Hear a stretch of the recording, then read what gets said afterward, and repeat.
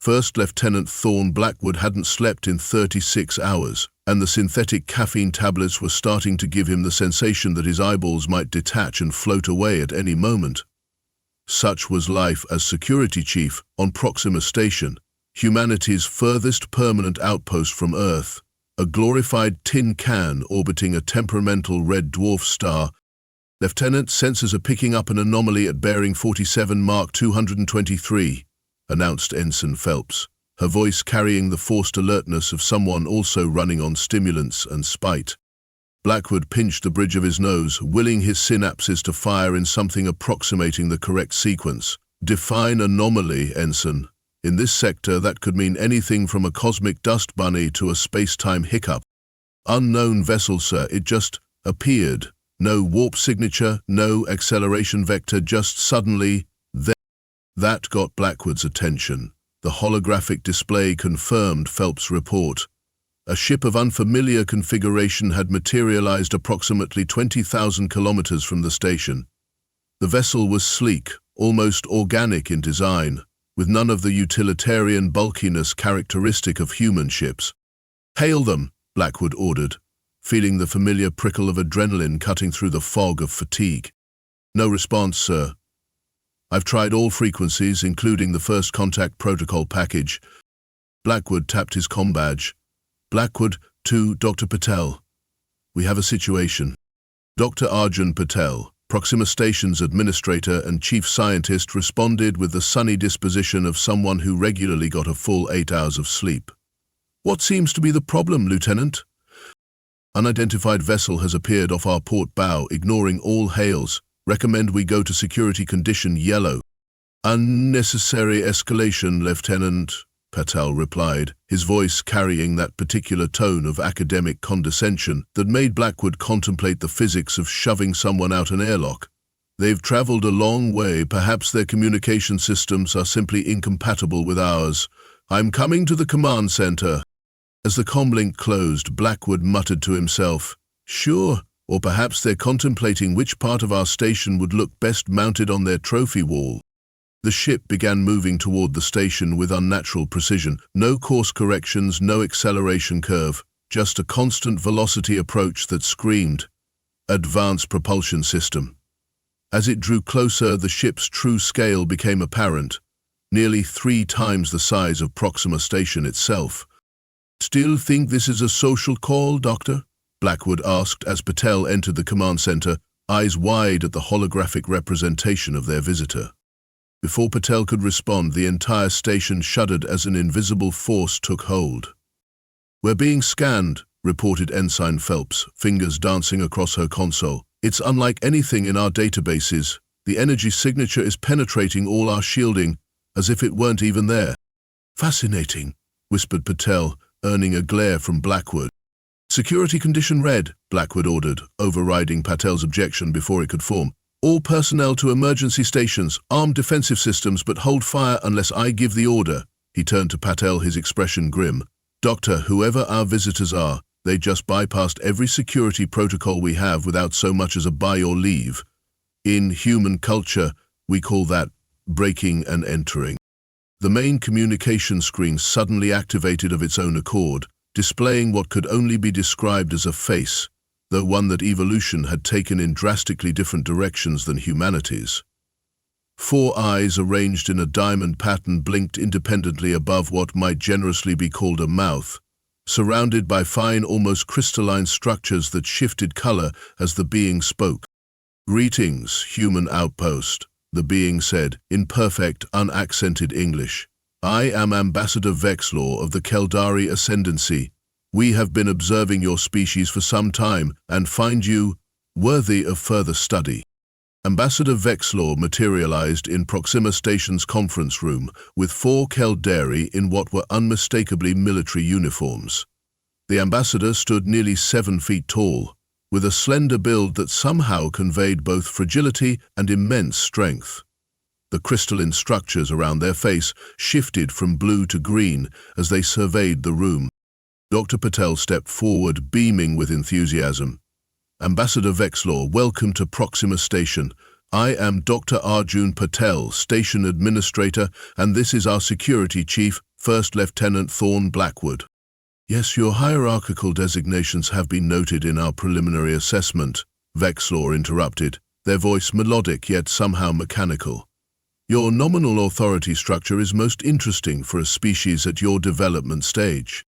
Ambassador, Blackwood interjected, while we appreciate your interest in our developmental stage, materializing unannounced on a United Earth military installation after scanning us without permission constitutes a security breach under our protocols.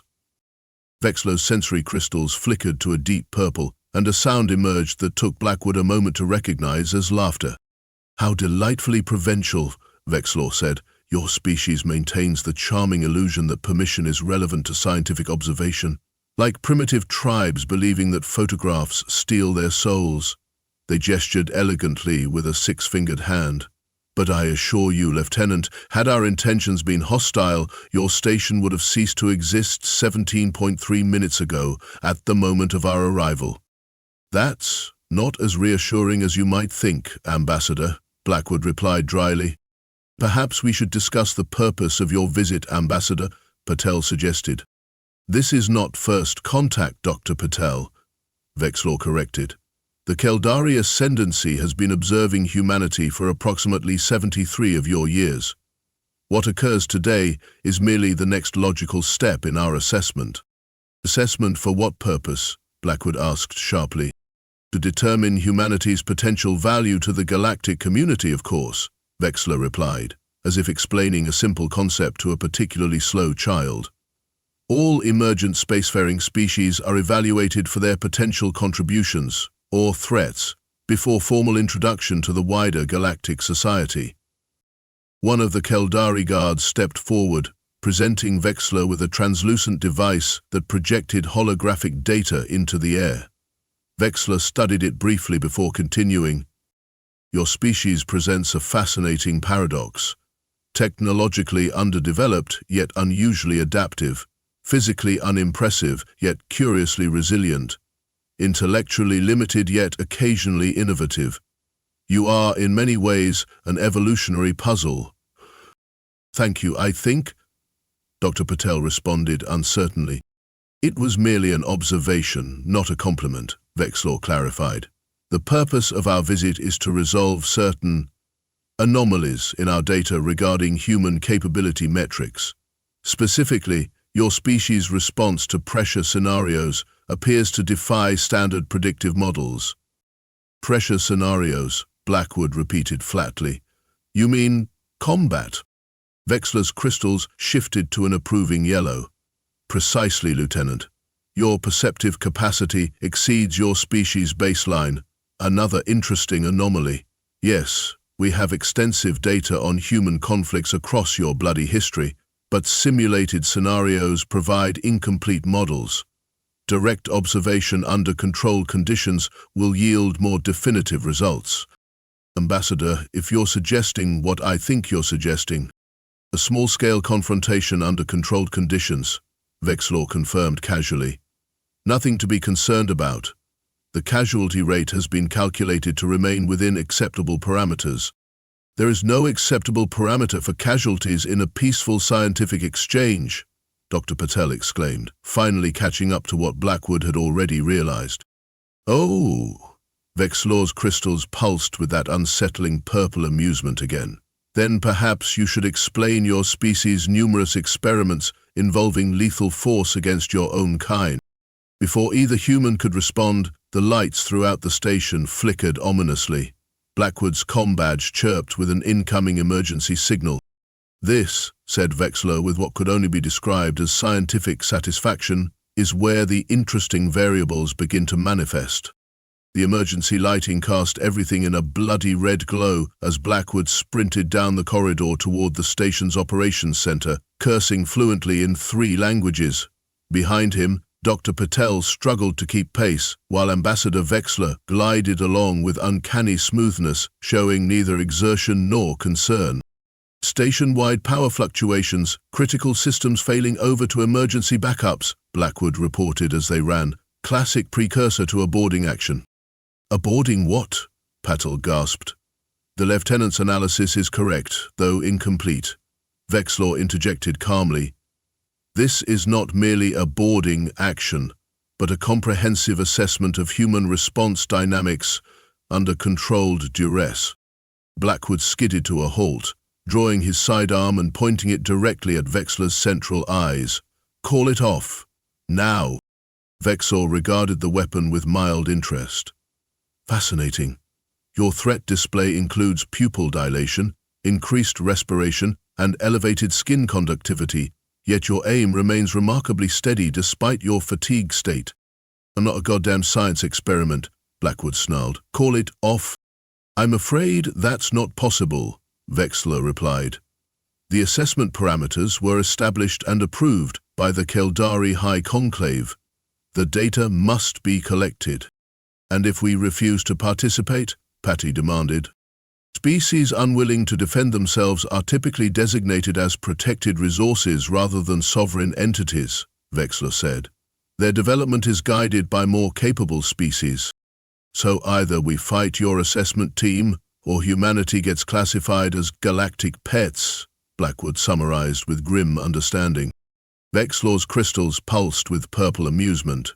Your linguistic simplification is crude but essentially accurate.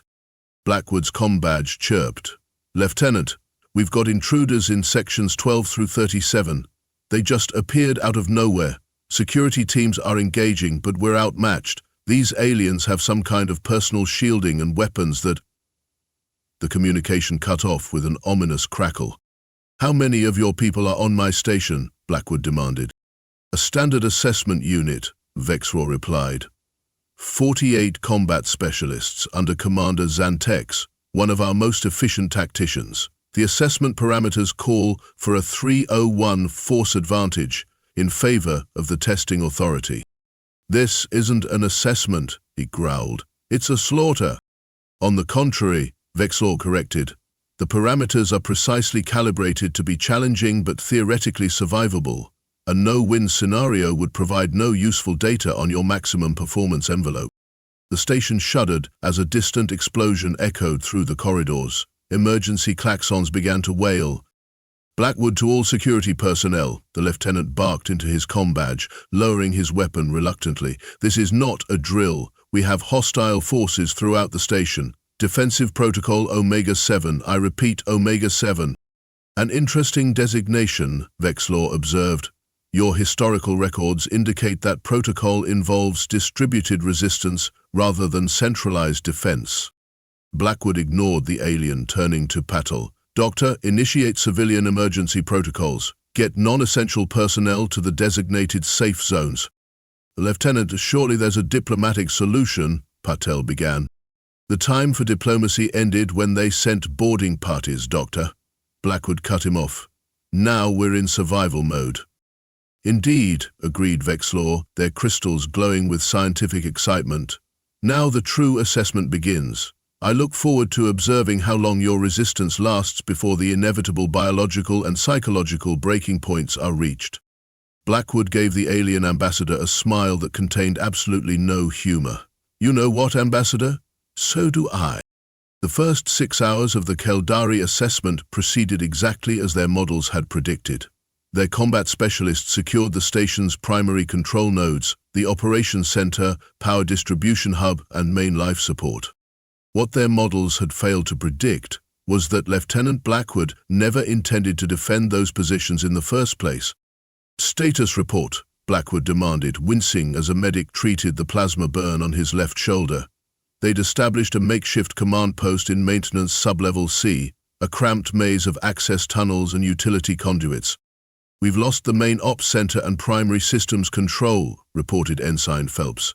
Keldari forces have established fortified positions at all major junctions. They're holding 27 crew members in the mess hall under guard. Casualties? Blackwood asked, dreading the answer. 3 dead, 14 wounded seriously enough to be out of action, Phelps replied grimly. Security teams are down to 11 effective personnel. We've got maybe 18 civilian volunteers with enough training to be useful. So we're outnumbered, outgunned, and they control all our critical systems, Blackwood summarized. Pretty much going according to plan, then. Sir, Phelps looked at him like he'd lost his mind. They're fighting the last war, Ensign, Blackwood explained. They've studied our tactical doctrines, but they're missing the context. Standard procedure would be to attempt to retake the critical systems, which is exactly what they're prepared for. So instead, we're fighting a guerrilla war in our own station, Phelps realized. Exactly. And unlike them, we know every access panel, maintenance shaft, and emergency protocol on this tin can. Blackwood tapped his tablet, displaying a station schematic with Keldari positions marked in red. They've taken all the systems they think matter, but they've overlooked something critical. The human element, came a voice from the access tunnel. Wrench! To everyone on the station, the chief maintenance engineer emerged carrying what appeared to be a collection of random parts assembled into something vaguely weapon-shaped. What in God's name is that, Rodriguez? Blackwood asked, eyeing the contraption warily. Rodriguez grinned, the expression incongruously cheerful given the circumstances. She was a compact woman with perpetually oil-stained hands and a reputation for being able to fix anything with nothing but duct tape and profanity. This, Lieutenant, is what happens when you give an engineer with a grudge access to industrial coolant systems and a planetary survey sonic emitter. She hefted the device proudly. I call it the Banshee. Non-lethal, unfortunately, but it'll make those four-armed bastards wish they'd never heard of humans. Infrasound generator tuned to Keldari auditory sensitivity, Rodriguez explained. Based on their reaction to the emergency klaxons, they've got a much wider hearing range than we do. This baby will make them feel like their brains are trying to liquefy and pour out their ear holes, or whatever they've got that passes for ears. Blackwood's comm badge chirped with a specific pattern that indicated a secure channel. Blackwood here. Lieutenant, came Dupratel's voice, sounding uncharacteristically grim. I'm with Dr. Wong in medical. You need to see this. In the Keldari command post, established in Proxima Station's operations center, Commander Xantex was experiencing an unfamiliar sensation. Frustration. The sleek, silver-skinned Keldari military leader's sensory crystals had shifted to an agitated red as he delivered his status report to Ambassador Vex'lor. The humans continue to resist, despite our control of 78.3% of the station's critical infrastructure, Xantex reported, his precisely modulated voice betraying a hint of confusion. They have abandoned conventional defense doctrine in favor of asymmetric tactics that defy strategic logic. Fascinating, Vex'lor replied, their crystals pulsing with scientific interest as they reviewed holographic data displays. They have exceeded the calculated breaking point by 2.7 hours already. The resilience coefficient may require significant revision. Ambassador, with respect, this assessment has deviated from standard parameters, Xantex insisted. The human named Blackwood has dispersed his forces in a manner that achieves no tactical objective, yet prevents us from securing complete control. Yes, the creativity variable was always the most difficult to model, Vex'lor agreed absently. The capacity to repurpose unrelated systems for combat application appears to be a human specialization. Most intriguing.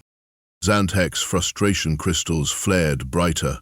3 of my specialists have been incapacitated by human devices that generate infrasonic vibrations calibrated precisely to our auditory sensitivity. This indicates a level of adaptive analysis that was not present in their pre-assessment profile. Record that observation with timestamp, Vex'lor instructed their data assistant. First documented instance of real-time xenobiological counter-adaptation. Xantex interrupted, his patience clearly fraying.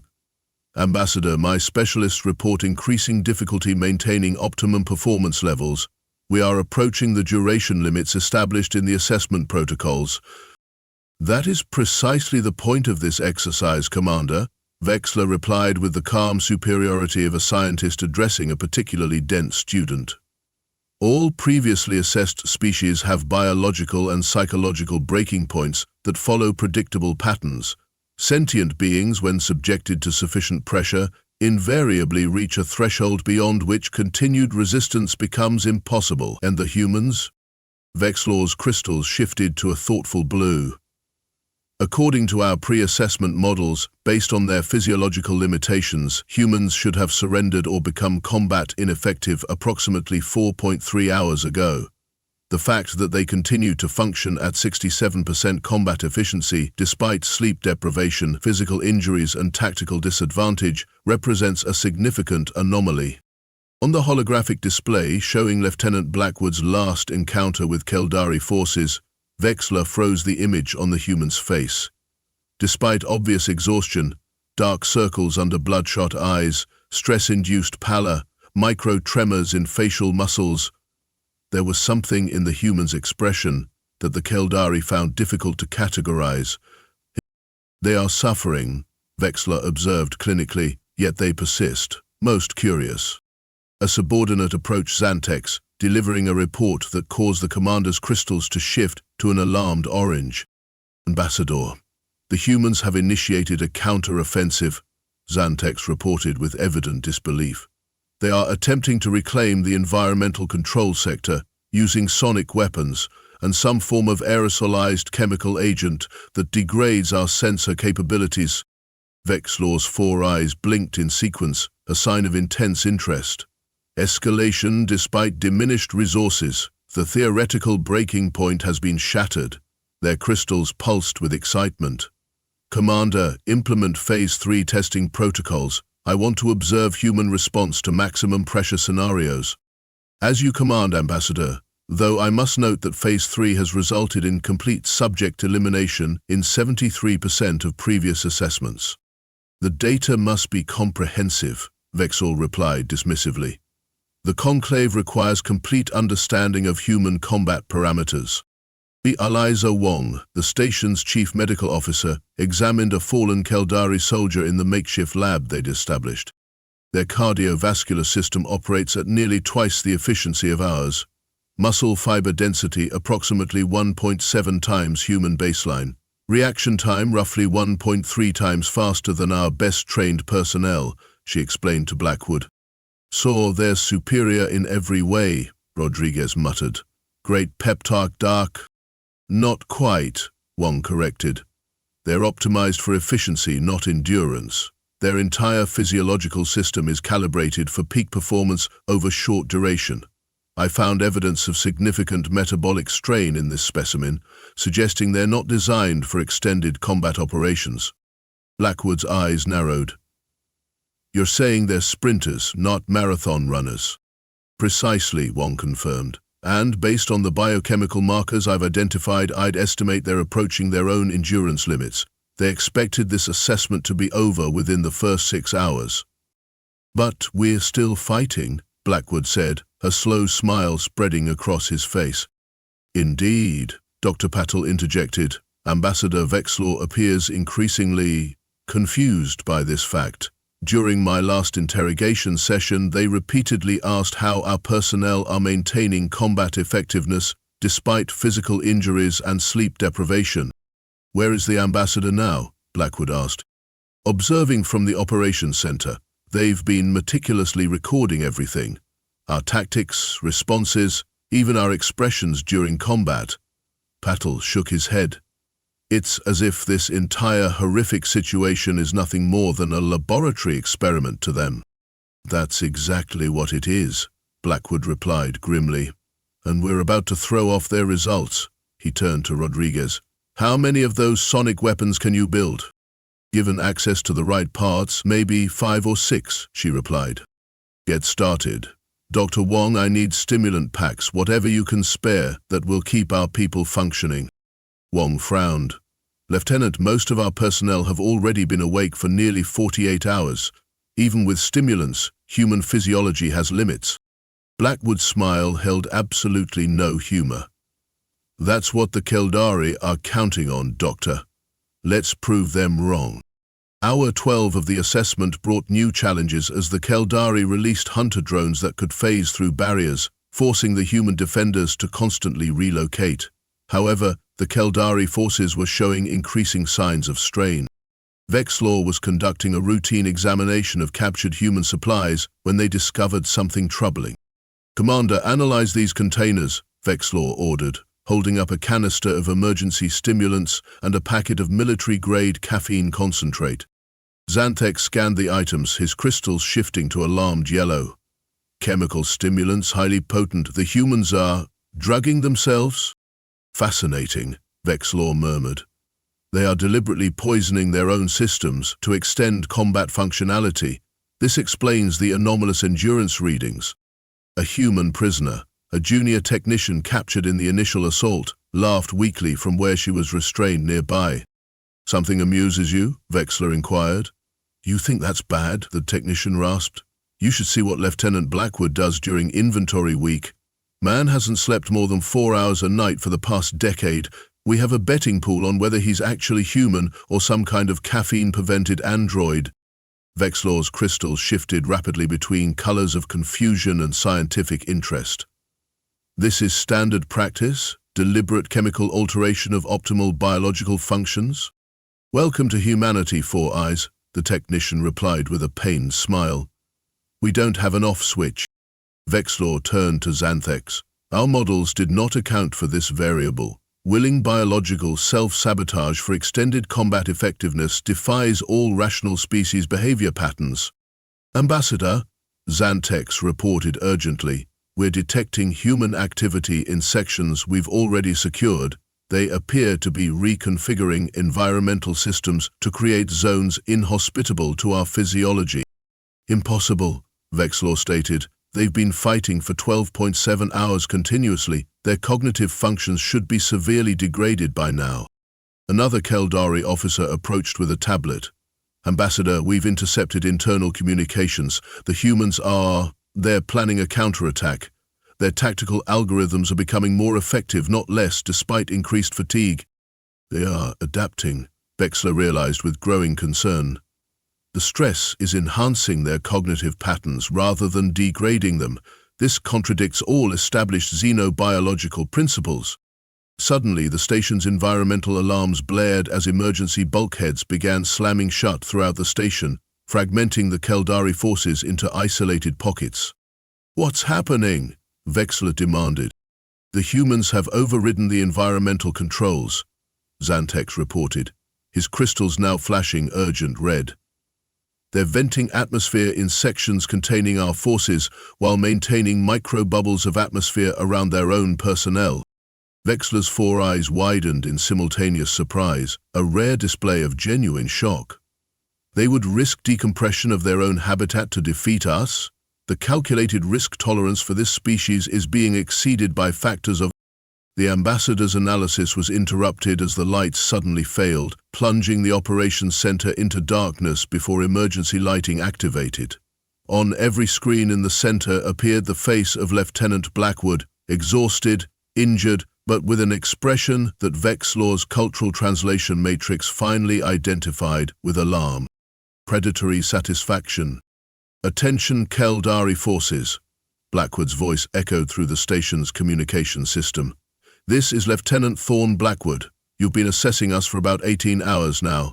I think it's time we returned the favor. In the operations center, Vex'lor watched with growing concern as their tactical displays showed human forces converging on Keldari positions from impossible directions. Through maintenance shafts too small for Keldari physiology, from outside the station using EVA suits, and through sections that sensors indicated had been decompressed. How are they still functioning? Xanthex demanded, his composure finally cracking. My specialists are reporting severe metabolic imbalances after sustained combat operations. Several have entered emergency metabolic shutdown. The humans should be experiencing even more severe effects. That's the fundamental error in your models, Commander, Blackwood's voice replied, though they hadn't broadcast their conversation.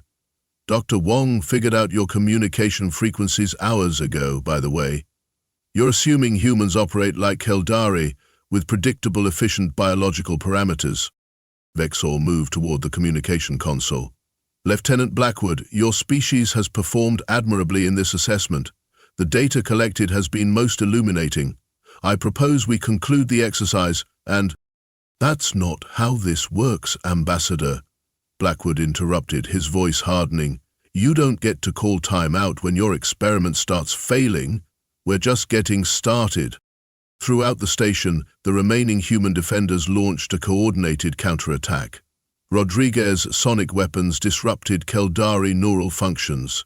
Reprogrammed maintenance drones deployed chemical agents that fouled the sophisticated filters in Keldari environmental suits. And in sections where Keldari forces had established secure positions, the humans did the unthinkable. They deliberately damaged the station's structural integrity to create localized decompression events, using their superior knowledge of the station's architecture to predict exactly how the emergency systems would respond. They're sacrificing parts of their own habitat, Xanthex said in disbelief, as another section was deliberately vented to space, forcing Keldari forces to retreat. The station's integrity is down to 62% and falling. By our models, no sentient species would risk such self-destructive tactics. Ambassador, a subordinate called urgently. The prisoners we were holding in the mess hall, they've broken containment. How? Vex'lor demanded. They injured themselves to trigger a medical emergency response, then overwhelmed the guards when they adjusted containment protocols. Vex'lor's crystals shifted rapidly through colors denoting confusion, concern, and growing alarm. Deliberate self-harm as a tactical choice? This violates all rational behavior models for sentient beings under duress. Hour 24 of the assessment found Lieutenant Blackwood, Dr. Wong, and a heavily armed Rodriguez outside the operations center. The lieutenant looked like walking death. Bloodshot eyes nearly swollen shut from fatigue, movements sluggish yet somehow precisely controlled, his uniform stained with blood both human and Keldari. Ready? He asked his team. Wong checked her medical tricorder. Your vital signs indicate you should be unconscious or dead, Lieutenant. The levels of stimulants in your system would kill most mammals. I'll take that as a yes, Blackwood replied with a ghastly grin. Rodriguez?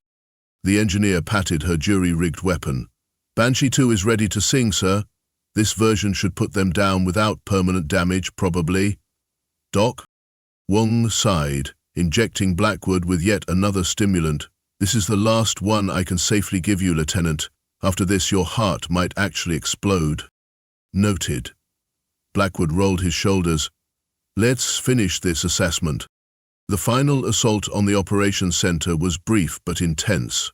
Rodriguez's sonic weapon incapacitated most of the Keldari defenders instantly, while Wong deployed a counteragent to the biotoxin the Keldari had released earlier. Blackwood personally disarmed Commander Xanthex, who despite his superior physical capabilities, found himself overwhelmed by a human who simply refused to acknowledge the biological limits of his own body. Vex'lor watched in scientific fascination as Blackwood, moving like a man possessed, systematically disabled the remaining Keldari security team.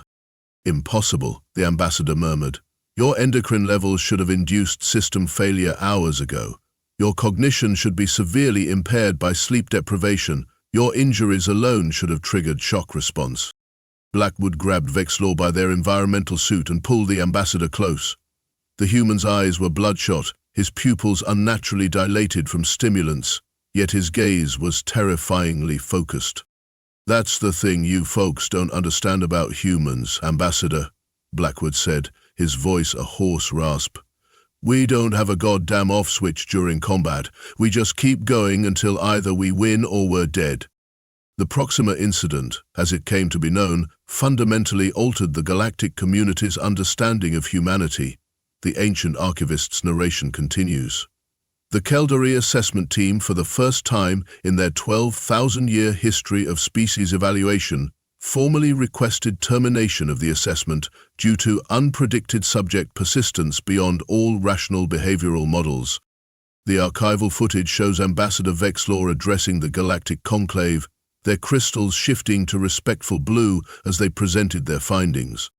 The human capacity for endurance defies conventional xenobiological understanding, Vex'lor explained to the assembled representatives of 37 spacefaring civilizations.